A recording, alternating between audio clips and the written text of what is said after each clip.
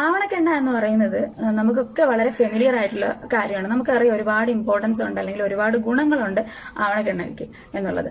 അപ്പോൾ ഇന്ന് ഈ വീഡിയോയിലൂടെ ആവണക്കെണ്ണയുടെ പ്രോപ്പർ ആയിട്ടുള്ള ഗുണങ്ങൾ എന്താണെന്നും അത് എങ്ങനെ യൂസ് ചെയ്താലാണ് പ്രോപ്പറായിട്ട് നമുക്ക് ബെനിഫിറ്റ് കിട്ടുന്നു എന്നുള്ളതും ആയുർവേദത്തിൽ അതിന് ഇമ്പോർട്ടൻസ് എന്താണെന്നുള്ളതും ഒക്കെയാണ് ഇന്ന് ഞാൻ ഈ വീഡിയോയിലൂടെ പറയുന്നത്. അപ്പോൾ എരണ്ട അഥവാ ആവണക്ക് വളരെയേറെ ഇമ്പോർട്ടൻസ് ഉള്ള ഒരു ഡ്രഗ് തന്നെയാണ് ആയുർവേദത്തിൽ. നമ്മൾ പഞ്ചകർമ്മയിലായാലും ശോധനം ചെയ്യുമ്പോൾ ക്ലെൻസിങ് തെറാപ്പീസ്, അതായത് നമുക്ക് ചില ട്രീറ്റ്മെന്റ്സിന് മുന്നോടിയായിട്ടൊക്കെ നമ്മൾ ശോധനം ചെയ്യുമ്പോഴൊക്കെ ആവണക്കെണ്ണ യൂസ് ചെയ്യാറുണ്ട്. അതുപോലെ തന്നെ ഒരുപാട് ഫോർമുലേഷൻസ് ഉണ്ട് എരണ്ട അഥവാ ആവണക്ക് എന്ന് പറയുന്നത്. അപ്പോൾ നമുക്ക് നോക്കാം ആവണക്കെണ്ണ എങ്ങനെയാണ് യൂസ് ചെയ്താൽ നമുക്ക് പ്രോപ്പർ ആയിട്ടുള്ള ബെനിഫിറ്റ് കിട്ടുന്ന ഇത് എങ്ങനെയാണ്, അതിന്റെ പ്രോപ്പർ മെത്തേഡ് എന്താണെന്ന് നോക്കാം. ആദ്യം തന്നെ എക്സ്റ്റേണലി ഉള്ള കാര്യങ്ങൾ പറയാം. നമ്പർ 1, ആവണക്കെണ്ണ മുടി വളരാൻ നല്ലതാണെന്ന് എല്ലാവർക്കും അറിയാം. അപ്പോൾ നിങ്ങൾ മനസ്സിലാക്കുക, ആവണക്കെണ്ണയ്ക്ക് ഒരു തിക്ക് കൺസിസ്റ്റൻസിയാണ്.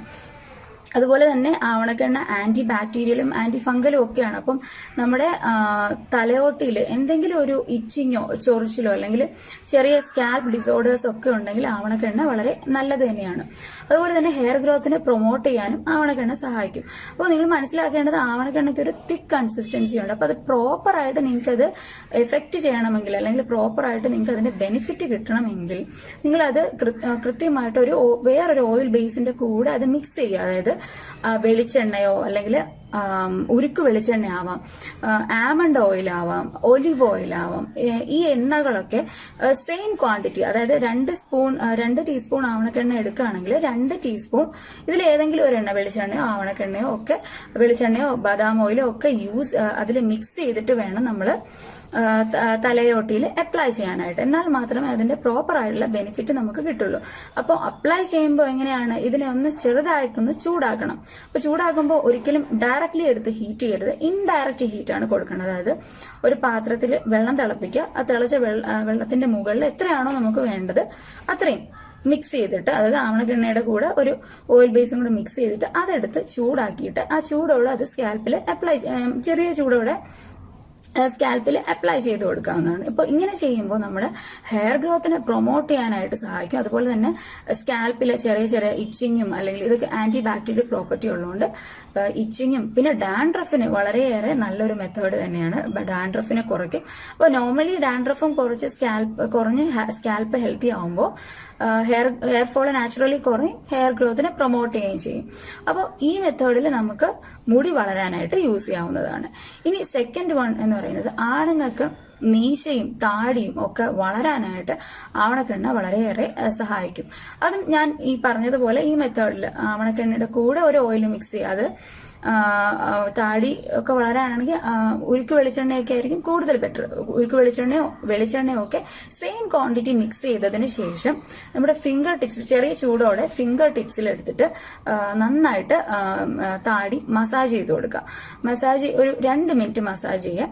അതിനുശേഷം ഒരു അരമണിക്കൂറിന് ശേഷം അത് നന്നായിട്ട് വാഷ് ഔട്ട് ചെയ്ത് വൈപ്പ് ഓഫ് ചെയ്ത് കളയാവുന്നതാണ്.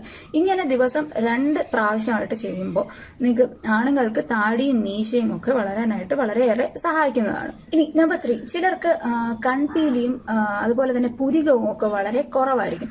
അത്തരക്കാർ ഈ ആവണക്കെണ്ണ അപ്ലൈ ചെയ്ത് കൊടുത്തു കഴിഞ്ഞാൽ, ദിവസം അപ്ലൈ ചെയ്ത് കൊടുക്കാം, അപ്ലൈ ചെയ്ത് കൊടുത്തു കഴിഞ്ഞാൽ പുരികവും കൺപീലിയും ഒക്കെ വളരാനായിട്ട് സഹായിക്കും. അതുപോലെ തന്നെ കുഞ്ഞു കുട്ടികൾക്ക് ഒട്ടും തന്നെ ഈ പുരികമൊക്കെ വളരെ കുറവായിരിക്കും. അത്തരക്കാർക്ക് നമ്മൾ കൺമഷി എഴുതുന്നതിനോടൊപ്പം തന്നെ പുരികത്തിൽ അപ്ലൈ ചെയ്ത് കൊടുത്തു കഴിഞ്ഞാൽ അവർക്ക് വളരെ പെട്ടെന്ന് തന്നെ തിക്കായിട്ട് പുരികമൊക്കെ വരാനായിട്ട് സഹായിക്കും. ഇനി നമ്പർ 4, ഇത് വേദനയോടുകൂടിയ നീരിനെ കുറയ്ക്കും. ഇപ്പൊ നമുക്ക് ചെറിയ വേദന അല്ലെങ്കിൽ എവിടെയെങ്കിലുമൊക്കെ മുട്ടിലൊക്കെ നീര് വരുന്ന സമയത്ത് ചെറുതായിട്ടൊന്ന് ചൂടാക്കിയിട്ട് അപ്ലൈ ചെയ്ത് കൊടുത്തു കഴിഞ്ഞാൽ നമുക്ക് വേദനയുള്ള നീര് ഒക്കെ കുറയ്ക്കാനായിട്ട് സഹായിക്കും. ഒരു ആന്റി ഇൻഫ്ലാമേറ്ററി പ്രോപ്പർട്ടിയും കൂടി ഉള്ളത് കൊണ്ട്.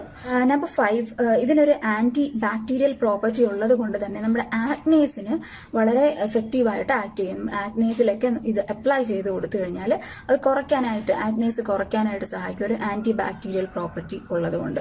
അതുപോലെ തന്നെ നമ്മൾ സ്കിന്നിലൊക്കെ അപ്ലൈ ചെയ്ത് കൊടുക്കുകയാണെങ്കിൽ ഇതൊരു നാച്ചുറൽ മോയ്സ്ചറൈസർ ആണ്. അപ്പോൾ സ്കിന്നിനെയൊക്കെ നന്നായിട്ട് മോയ്സ്ചറൈസ് ആയിട്ട് നിർത്താനും നല്ല സോഫ്റ്റ് ആക്കാനും ഒക്കെ ആവണക്കെണ്ണ സഹായിക്കുന്നതാണ്. നമ്പർ 6, കോൺസ്റ്റിപ്പേഷൻ അഥവാ മലബന്ധം ഒക്കെ വരുമ്പോൾ കോൺസ്റ്റിപ്പേഷൻ റിലീവ് ചെയ്യാനായിട്ട് പലരും അകത്തേക്ക് കഴിക്കാറുണ്ട്.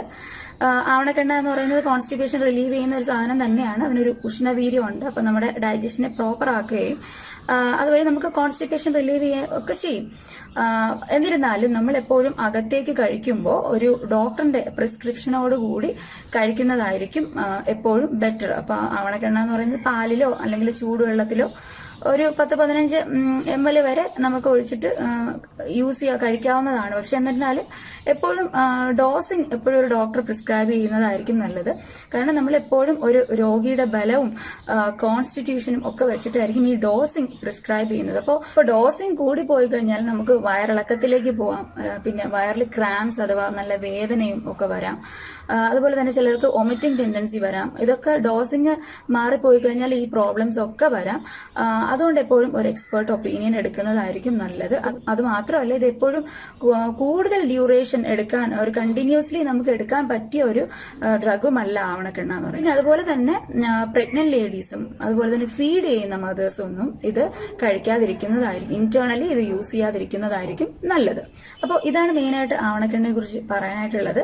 അപ്പോൾ നിങ്ങൾക്ക് ഈ വീഡിയോ ഉപകാരപ്പെട്ടെന്ന് വിചാരിക്കുന്നു. ഉപകാരപ്പെട്ടെങ്കിൽ നിങ്ങൾ നിങ്ങളുടെ ഫ്രണ്ട്സിനൊക്കെ ഷെയർ ചെയ്ത് കൊടുക്കുക. നിങ്ങളുടെ അഭിപ്രായങ്ങൾ കമന്റ് ബോക്സിൽ ഇടുക. ചാനൽ സബ്സ്ക്രൈബ് ചെയ്യുക. താങ്ക്